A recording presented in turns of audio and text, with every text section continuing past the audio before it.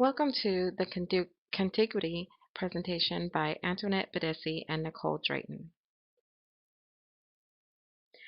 In this lesson, the lesson objectives that the learners will have is a clear understanding of what contiguity principle is and how to identify the contiguity principle in lesson and course planning.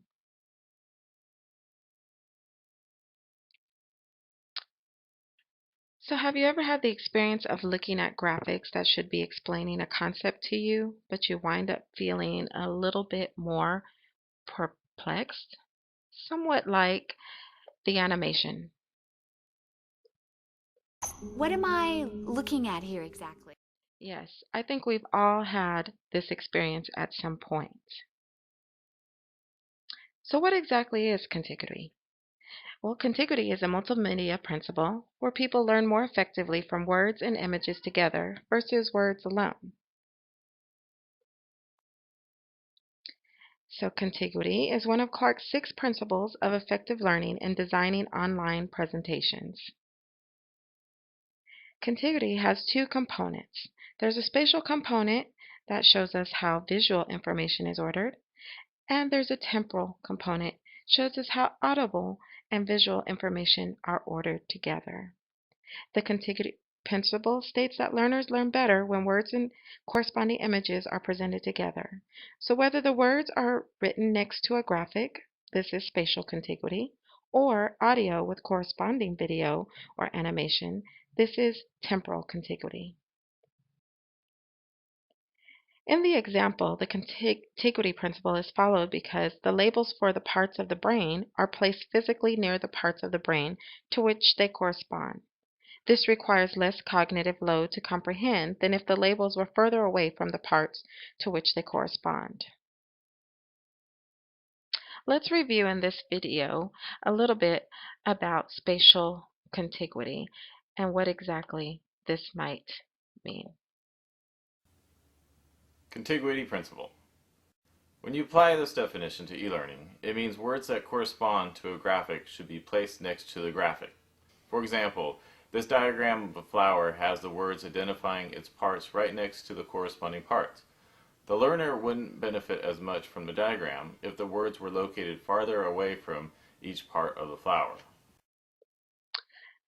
The goal of contiguity is to reduce cognitive loads caused by requiring extra effort for a learner to find and decipher information. That's active processing. So consider this. In applying contiguity, one must first consider the purpose of the graphics being used. It is decorative, representational, organizational, relational, i.e. bar graphs of some sort, transformational, shows the changes over time, and interpretive, and that's explaining complex information. Research suggests that representational and organizational graphics be limited in the online learning environment because they do little to help in the actual learning. Applying the continuity principle works best for novice learners who are not familiar with the course content. Spatial continuity may work better or as well as animations coupled with narration without overloading the learner, depending on the subject matter. Some issues to avoid in online learning that counteract contiguity include scrolling windows, activity feedback and activity are on different screen windows, excuse me. A graphic is located in a separate window apart from the related information. A linked window covering a lesson window, and using legends to reference parts of graphics. Let's discuss temporal contiguity. Have you ever watched a movie or a television program where the voices do not link up with the lips of the speakers or actors, much like those old kung fu movies? Was it frustrating or a little difficult to follow? This is one way to consider the cognitive load posed when corresponding graphics and audio are not presented simultaneously.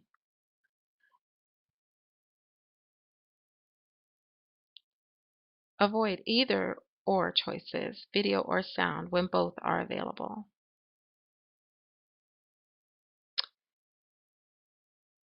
So let's think about this and test for some understanding. Which principle below is explained in the statement?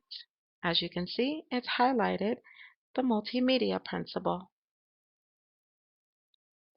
The answer is C. So, here are some corresponding studies that support the contiguity principle, where cognitive capacity equals extraneous processing plus essential processing plus generative processing. This comes from Mayer and Moreno. Extraneous overload processing exhausts cognitive capacity. This occurs when lesson contains extraneous material or is poorly designed. There tends to be a little bit of a headache happening. Essential overload is processing that exhausts cognitive capacity. This typically occurs when lesson is very difficult or it's presented at a fast pace. And if the learner is unfamiliar with the material. I think we've all had this before. And generative underutilization. The learner has cognitive capacity available, but does not engage in sufficient generative processing. And this occurs typically when the learner lacks motivation or does not exert any effort. There have been many criticisms of the contiguity and multimedia principle. In the Cambridge Handbook of Multimedia, chapter by Clark and Felden questions studies into the contiguity and multimedia principles by method of measurements. They state that the studies show no worse or better than results in studies on motivation and student learning beyond any other media, including live teachers.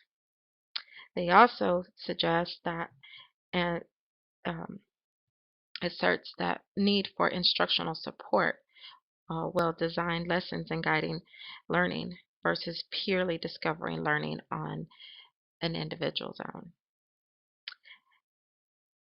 In another study, the effect of multimedia and spatial contiguity on students' learning of basic life support with task cards results indicated neither multimedia nor spatial contiguity principle yielded higher learning results, but there was one transfer test yielding higher results when spatial contiguity was applied.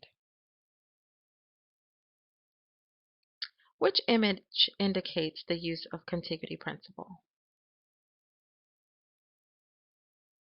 The image has contiguity. The labels are next to the parts of the grasshopper that it is naming.